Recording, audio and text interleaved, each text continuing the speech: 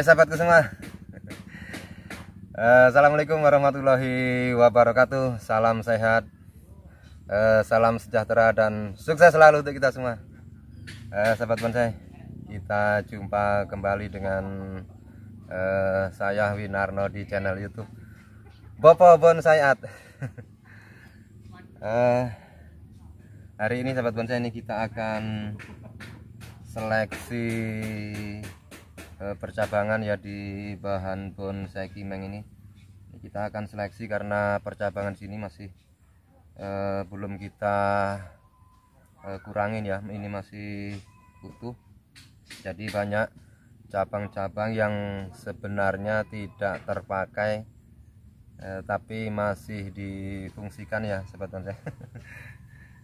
Kita akan sedikit ngobrol-ngobrol membahas tentang bahan bonsai kimeng. Ini yang di sebelah kanan saya ini sebetulnya ini bahan bonsai kimeng dari hasil penggabungan yang berproses sekitar 1,5 tahun ya sahabat bonsai ini. Jadi untuk memprogram sebuah bahan, kita harus memperhatikan banyak hal ya sahabat bonsai. Yang pertama tentang kondisi lingkungan tempat kita memprogram bahan bonsai. Yang kedua tentang perawatan, baik perawatan rutin atau perawatan berkala ya sahabat bonsai. Jadi pelan-pelan kita akan bahas. Untuk kondisi lingkungan sahabat bonsai, ini yang bagus ketika kita memprogram sebuah bahan bonsai ini, kalau bisa kita usahakan tempatnya yang tidak terhalang dengan pepohonan atau bangunan ya sahabat bonsai. Jadi sinar matahari bisa full di bahan bonsai yang kita program ya. Ini kalau bahan yang kita program ini terhambat dengan pepohonan atau suatu bangunan atau sesuatu yang lain, maka sinar matahari tidak bisa full menyinari di bahan bonsai yang kita program, sehingga bahan bonsai yang kita program ini tidak bisa berfotosintesis dengan maksimal. Kemudian untuk perawatan sahabat bonsai itu, kita harus perhatikan perawatan yang pertama terutama di media ya. Media ini kalau bisa tercukupi kebutuhan yang diperlukan untuk bahan bonsai yang kita program ya, seperti pupuk, nutrisi, air harus tercukupi. Kemudian khusus untuk bahan bonsai kimeng nih sahabat bonsai nih, ini biasanya di tiap pergantian musim itu ada serangan hama, baik kutu putih ataupun cabuk, yang itu biasanya terjadi di yang pertama ketika pergantian musim, yang kedua ketika posisi tanaman dalam keadaan drop atau kurang sehat ya, itu biasanya terserang. Kalau posisi subur dan sehat seperti ini sahabat bonsai ini mudah-mudahan aman dari serangan hama ya.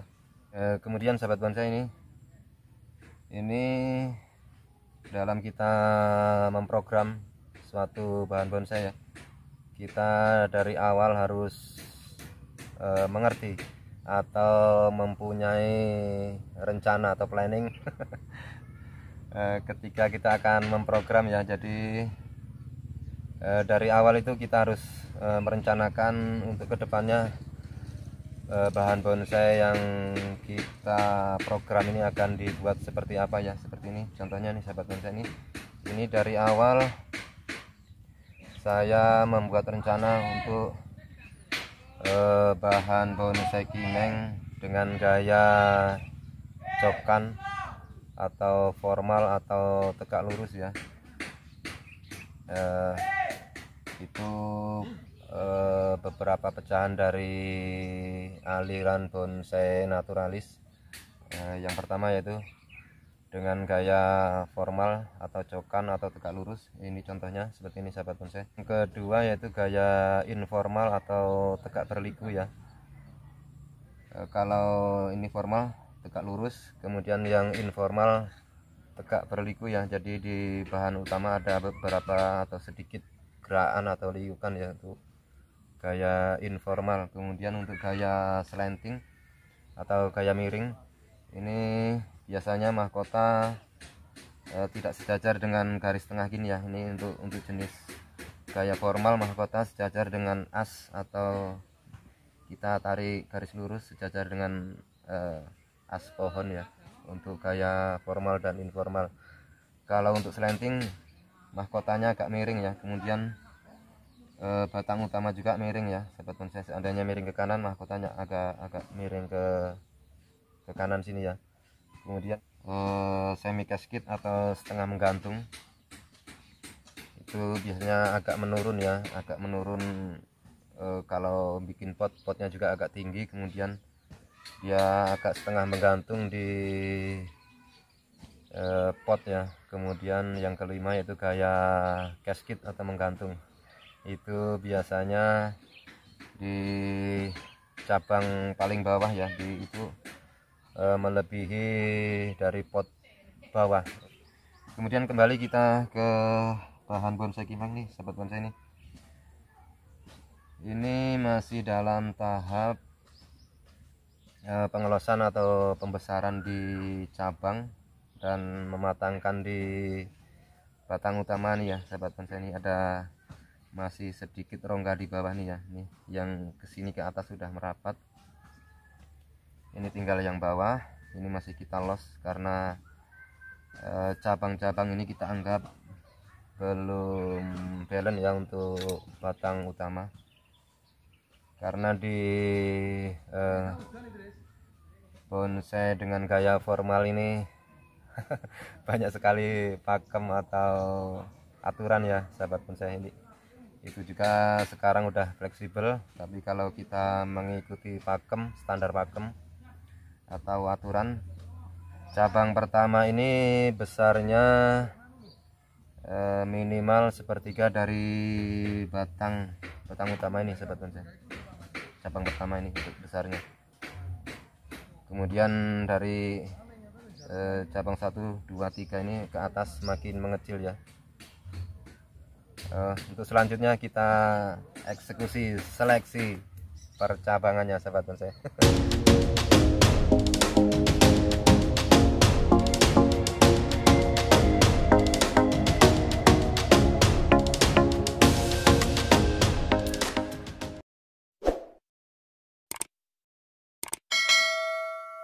Kamera saya perdekat ya sahabat bonsai biar lebih jelas. Di sini masih banyak sekali cabang-cabang yang sebenarnya tidak terpakai, tapi sementara difungsikan untuk lebih mempercepat mematangkan atau menyatunya di batang utama ya sahabat bonsai. Ini kita bicara tentang baik, bukan tentang kebenaran ya sahabat bonsai. Jadi ini programan saya untuk susunan percabangan ya, ini baiknya ya, bukan benarnya ya, karena di bonsai tidak ada istilah benar dan salah. Jadi untuk ini khususnya di programan saya sahabat bonsai, ini susunan cabang-cabang ini kalau bisa searah ya, seperti ini contohnya nih. Ini cabang 1, keduanya di sini. Ini kan kalau kita tarik garis lurus sejajar ya, lurus ke sana ya. Ini 1, 2, kemudian ini 3, garis lurusnya ini 4. Kemudian yang kelima ini, kemudian yang keenam garis lurusnya ini 6, yang 7 di depan sini ya, ini 7, yang 8 sini, 9 ini 10 sini, dan untuk alur mahkota kita pakai ini ya. Nanti kita potong, kita ambil pecahan ke depan dan belakang ya sobat bonsai ini. Jadi ini kita langsung eksekusi untuk pengurangan, karena kalau batang utama ini udah menyatu, ini kalau tidak lekas kita kurangi atau kita buang akan terjadi penumpukan nutrisi dan berakibat pembesaran di atas atau Popeye istilahnya. Jadi langsung kita eksekusi. Nih, coba kita lihat dari depan ya, biar tidak salah motong. Ini cabang 1 2 3 4 5 6 7, berarti kita potong ini ya sobat bonsai ini dulu. Kemudian yang di belakang ini juga ada nih. Ini biasanya saya cangkok dulu sebelum dipotong sobat bonsai ini, karena untuk bikin video biar langsung jelas ya. Kita langsung eksekusi. 1 2 3 4 5 6 7 8. Nih, kita buang. 7 8 ini juga.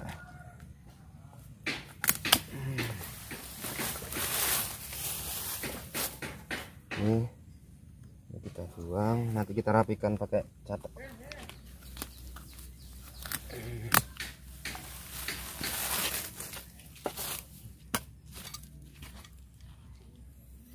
Kita buang dulu, kalau tidak kita buang nanti susunan percabangannya juga tumpuk-tumpukan ya sobat bonsai ini. Nanti kalau udah balance kita potong pendek-pendek segini sobat bonsai ini. Untuk ukurannya 2 kali besar dari cabang yang kita pakai ya. Seandainya ukuran segini 2 kalinya segini, tapi karena ini masih perlu pembesaran ya, ini juga nanti kita potong pendek-pendek. Kalau pembesarannya kita anggap udah cukup. Rapikan dulu.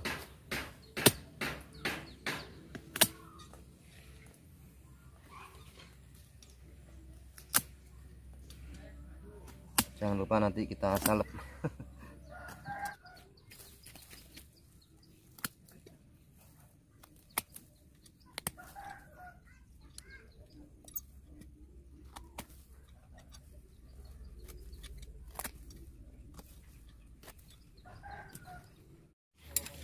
Cabang ini juga nih tidak dipakai sahabatan saya. Untuk alur mahkota pakai ini sementara kita besarkan dikit ya, masih apa istilahnya gejlek. Pembesarannya dari sini langsung ngecil ya. Ini kita besarkan dulu, kemudian nanti kita potong del yang kita ambil 2 cabang ya, yang satu ke depan sini untuk alur mahkotanya, yang satunya mengisi ke belakang ya. Untuk cabang ini sahabat bonsai ini sepertinya sudah cukup ini, tapi tidak saya potong ya. Ini saya tahan aja dengan cara kita kurangi ranting dan daun di atas ya. Ini kita kurangi, kita tahan. Jadi sementara kita fokuskan pembesaran di cabang-cabang yang sekiranya belum besar nih sahabat bonsai. Oh ya, untuk penyiraman sahabat bonsai ini untuk perawatan rutin ya. Kalau kemarau ini saya melakukan penyiraman 3 hari sekali ya untuk penyiraman.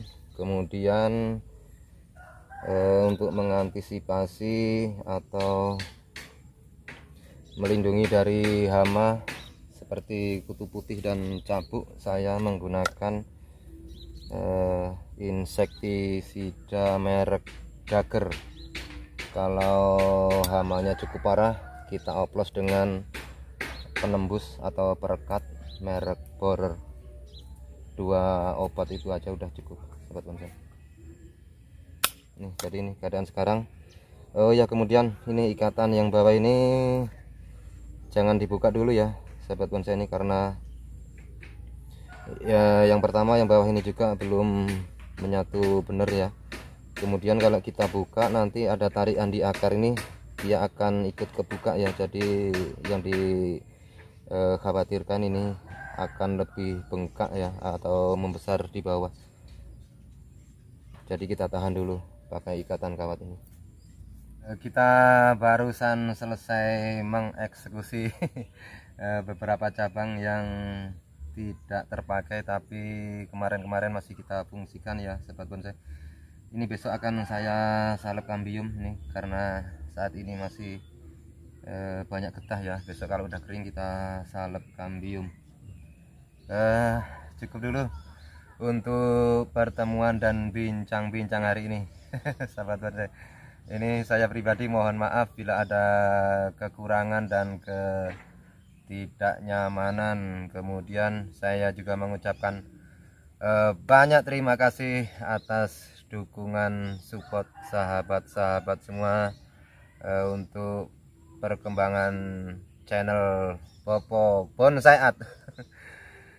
Semoga Sang Pencipta Allah Subhanahu wa Ta'ala membalas semua amal kebaikan saudara dan kita semua. Amin ya rabbal alamin. Cukup sekian dulu dari saya, sahabat bonsai. Saya mohon undur diri, saya akhiri. Wassalamualaikum warahmatullahi wabarakatuh. Terus semangat dan sukses selalu.